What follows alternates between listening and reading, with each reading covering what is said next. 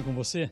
Dando seguimento aos estudos anteriores, essa mensagem volta ao momento do pós-arrebatamento e traz o panorama de quem não sobe e permanece no que chamamos de tribulação. A Bíblia é clara neste processo, detalhando os acontecimentos e suas intensidades. Por isso há um consenso em dividir esse momento em duas partes, a tribulação e a grande tribulação, cada um com 3 anos e meio, coincidindo com os 7 anos da igreja nas bodas do Cordeiro nos céus. Esse período é a última das 70 semanas de Daniel, o período final de tratamento de Deus com o povo judeu. Nós vamos fazer nessa mensagem uma análise de introdução ao tema, abordando personagens e os dias atuais com base nos textos bíblicos. O ponto a ser abordado, e talvez polêmico, seja a figura do anticristo. Ao longo da história, tem se denominado figuras de governantes.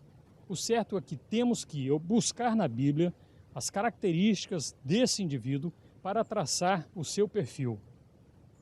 Daniel é o que mais traz indicativos desse personagem.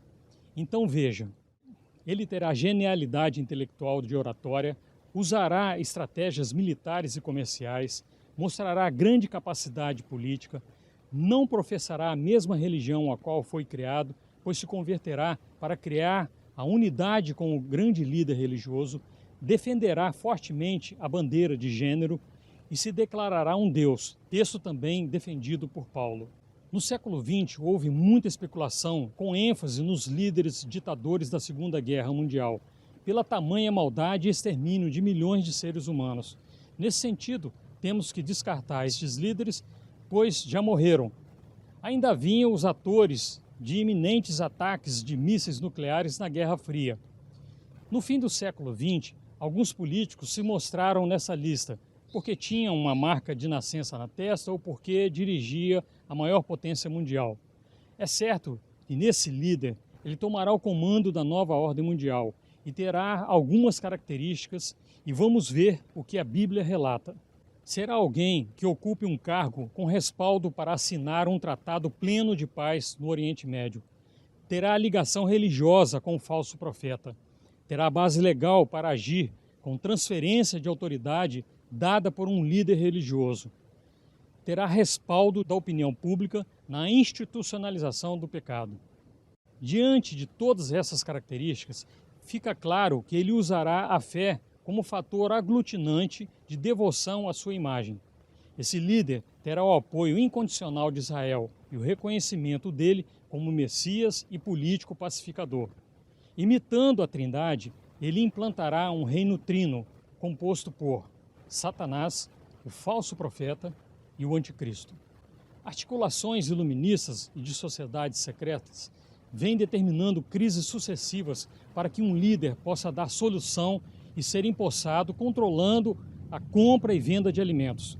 Assim, a partir do século XX, vieram crises e guerras como a Primeira Guerra Mundial, a gripe espanhola, a Grande Depressão, a Segunda Guerra Mundial, ameaças da Terceira Guerra Mundial na Guerra Fria, crise mundial do petróleo, crise mundial do mercado financeiro, crise imobiliária nos Estados Unidos com reflexo mundial, e doenças sucessivas como ebola, vaca louca, frango, porco e atualmente um vírus pandêmico, ou seja, de atuação global. Se colocarmos essa atual pandemia aliada ao conflito do Oriente Médio, nós podemos concluir que, em breve, este líder será apresentado no cenário mundial. E não é nossa intenção especular um nome, mas alguns têm sido citados com mais frequência pelas suas atuações. Também não podemos deixar de olhar para Israel como relógio do mundo e local estratégico para que ele atue. O tempo está determinado pelo nosso Deus, porém cabe à igreja o papel de interceder, orar, jejuar e aguardar o chamado para as bodas do Cordeiro. Nos ajude a divulgar essa mensagem nas redes sociais. Um forte abraço e fique na paz. Se você gostou, deixe o seu like. Se inscreva, marcando o sino para receber mensalmente o vídeo e compartilhe com os amigos nas diversas redes sociais. Um abraço e até breve.